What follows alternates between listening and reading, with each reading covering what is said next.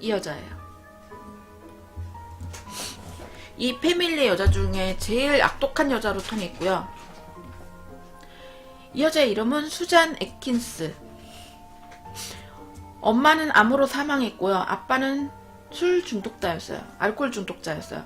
그래서 학교를 그만두고 샌프란시스코로 가서 텔레마케터 그리고 웨이트리스 일을 했어요. 그래서 일하던 카페에서 만난 두 탈옥수와 함께 무장 강도를 저질렀고요. 그 일로 교도소에 들어가요. 그리고 석방된 후에는요, 스트립 댄서로 일을 해요. 그러다가 찰스 맨슨을 우연히 만나.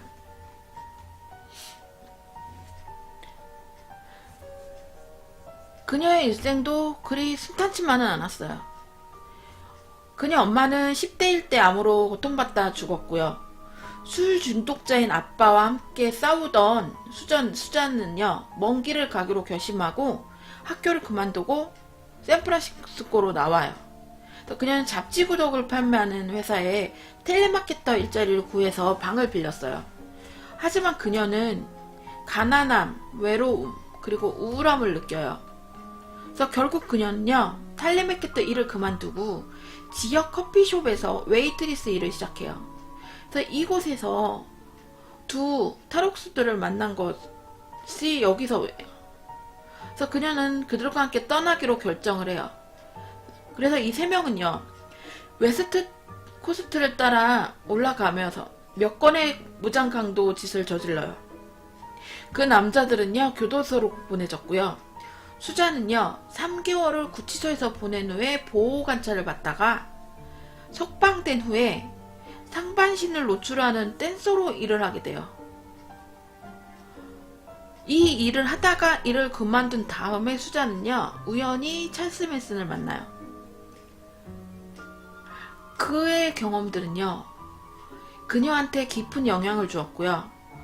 그녀는요, 샌프란시스코를 떠나서 그들과 함께 로스앤젤레스로 가기로 결정을 해요. 왓슨은 후에 수잔은 찰스의 가장 큰 지지자라고 말하기도 했대요. 그렇게 잘 따랐대요. 그리고 많이 좋아했대요. 그녀는요, 아청꾼 역할을 즐기는 듯 했대요. 조직원들은 밤에 검정색 옷을 입고 닥치는 대로 집을 골라서 사람들이 자고 있을 동안 몰래 들어갔대요. 그들은요, 몰래 들어가서 도둑질도 했을 뿐만 아니라 물건들의 위치를 바꿔놨대요. 헷갈리게 하려고 교란 작전을 피운 거죠.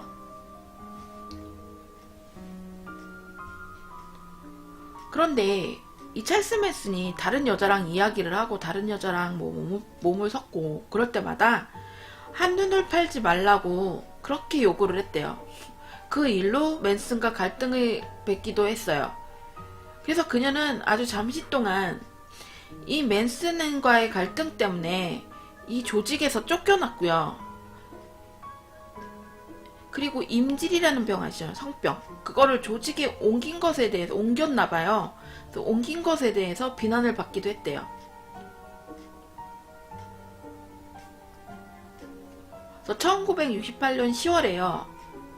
수잔은요, 남자아이를 출산해요. 그리고 출산 후에 수잔은 근처 보호소에서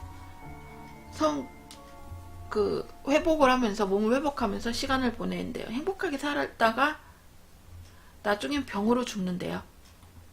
왜 이런 것들이 이렇게 편하게 살아야 되냐고, 행복을 누리면서. 난 이해하고 싶지 않아요.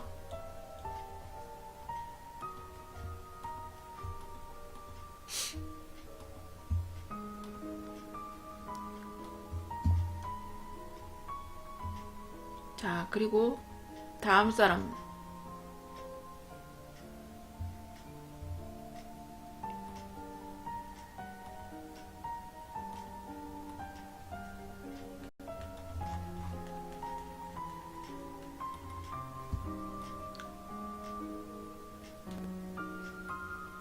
다음은 이 여자예요.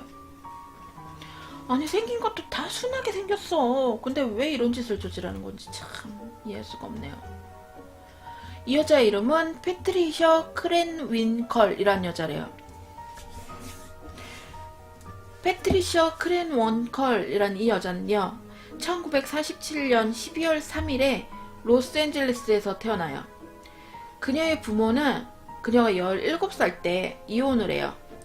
그래서 퍼트리셔는요, 그녀의 엄마가 엘라베마주로 가 있는 동안에 그녀의 아빠랑 캘리포니아에서 머물렀어요. 그래서 고등학교 졸업 후에 패트리셔는요, 그녀의 엄마와 함께 살기 위해서 엘라베마주로 갔고요.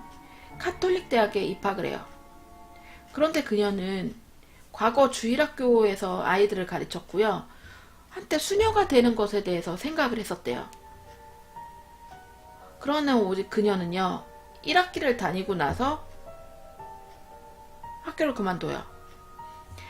그리고 그녀는 캘리포니아로 돌아가서 사무처리 일을 해요. 그러다가 1967년 9월에 맨해튼 비치에서요, 찰스 맨슨, 메리 브루거, 그리고 리네트 프롬을 만나요. 이 그룹 사람 중에 한들이었을 거예요. 나머지 사람들은.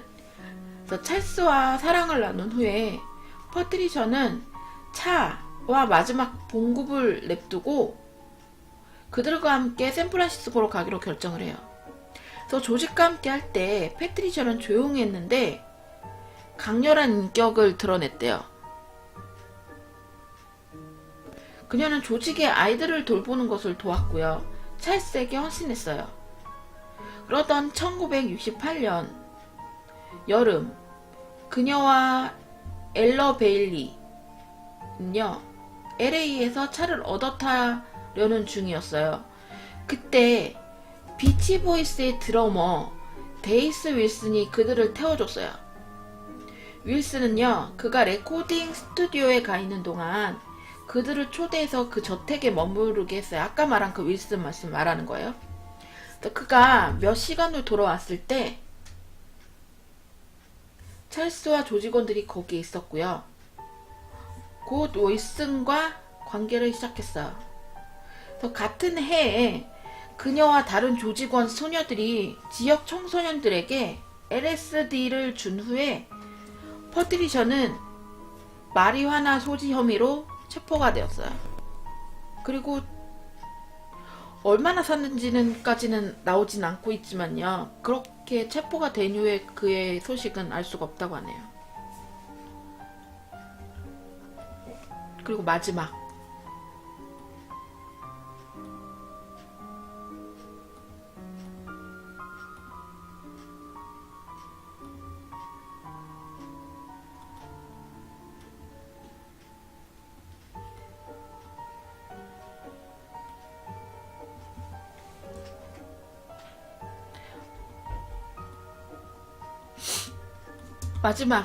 이 여자의 이름은요,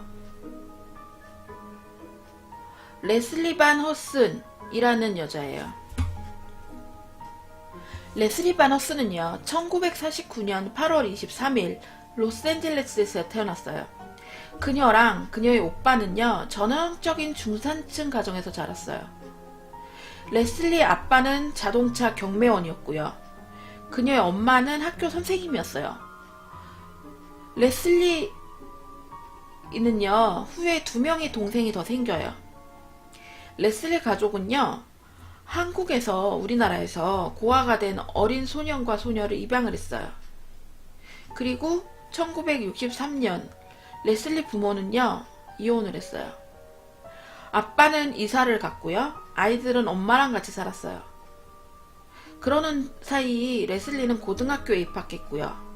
거기에서 레슬리는요, 2번이나 홈커밍 여왕으로 뽑혔어요. 당시 많은 사람들처럼 그녀는 환각제를 접했고요. 그와 동시에 그녀는 성적이 미끄러지듯이 떨어졌어요. 그래서 그녀는요, 과외 활동으로부터 표류했고요. 얼마 지나지 않아서 임신과 낙태를 했어요.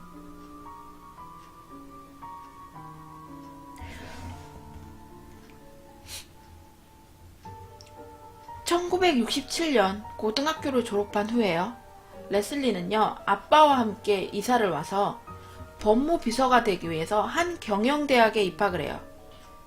그러던 그녀는 강신론에 끌리기 시작했고요. 요가 영성 공동체에서 사는 것을 계획해요. 그러던 1968년 여름에요. 샌프란시스코에 있는 친구를 방문했을 때요.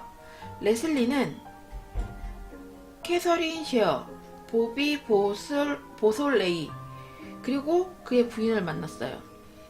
그래서 그녀는요, 그들과 함께 여행을 시작했고요. 9월에 그들을 스판에 있는 목장, 스판의 영화 목장으로 데려가서 찰스 맨슨을 소개를 시켜줘요. 그래서 3주 후에 그녀는 목장으로 돌아왔는데 이때는 떠나지 않았어요. 그런데 조직의 다른 사람들처럼 레슬리는요, 찰스에게 헌신했어요. 레슬리는 찰스에 대해서 이렇게 말을 했다고 해요. 나는 찰스에게 완전히 흥미를 느껴 사로잡혔고요. 그는 매우 특별하고 비범한 사람이라고 믿었어요. 라고요.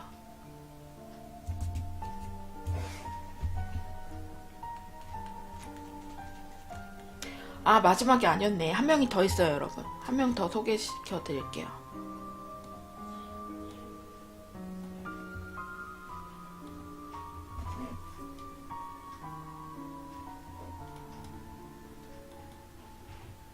마지막. 이 여자 생긴 거 봐요. 진짜 예쁘게 생겼어. 어떻게 여기들은 다 사람들 인물이 다 이뻐? 다 미인이에요.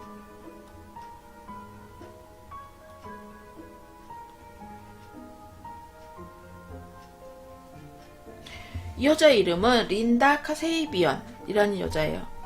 1949년 6월 21일 메인주 비드퍼드에서 태어났어요. 그래서 그녀의 부모는 이혼을 했고요. 린다가 아주 어렸을 때 다시 재혼을 했어요. 16살 나이에 린다는요, 학교를 중퇴하고요, 결혼을 해요. 그런데 얼마 지나지 않아 곧 이혼을 해요. 그래서 린다는 다시 로버트 카세이비언이라는 이름을 가진 히피와 결혼을 해요. 그래서 둘은 여행을 다녔고요. 공동체들을 옮겨 다니면서 히피 생활을 즐겨요. 그러던 중 1968년 3월에 린다와 밥이라는 남자는 그들의 첫 아이 타냐를 가져요. 그런데 둘 사이의 문제들은요, 린다와 타냐를 뉴햄프셔로 돌아가도록 이끌었어요. 밥은 화해하기 위해서 린다에게 캘리포니아로 오라고 말했고요. 밥은 찰스 맨턴이라는 남자와 함께 토판가 캐니언에 살고 있었어요. 그래서 린다는 멜턴을 통해서 맨슨 조직의 멤버인 캐서린 쉐어를 처음 만나요. 그리고 밥과 잘 되지 않자 린다는 캐서린과 함께 스판의 목장으로 돌아가기로 결정을 해요. 거긴 누가 있어요? 찰스 맨슨이 있어요. 목장에서 하루를 지나고 난 다음에 린다는요,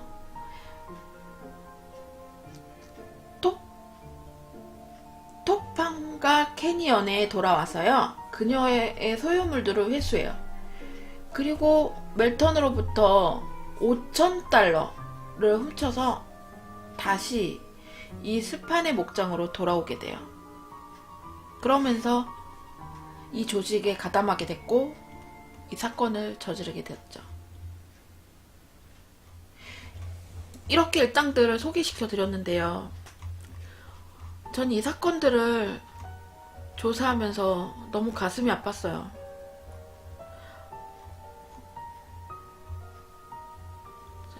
자, 이제 저 3개의 살인사건을 가지고 왔는데요. 이렇게 조사를 하면서 이런 엽기적인 사건이 정말 많더라고요, 여러분. 여러분들한테 소개시켜드릴 일들이 정말 많아요. 그러니까 여러분, 앞으로도 제 방송 많이 봐주시고요. 다음 주에는 어떤 내용으로 찾아올까 제가 많이 고민을 하다가 이미 정해놨어요. 자료도 많이 수집해놨고요. 자, 여러분, 이제 저는 이번 세 번째 찰스 맨슨 이 연쇄 살인마에 대한 이야기를 가지고 왔습니다.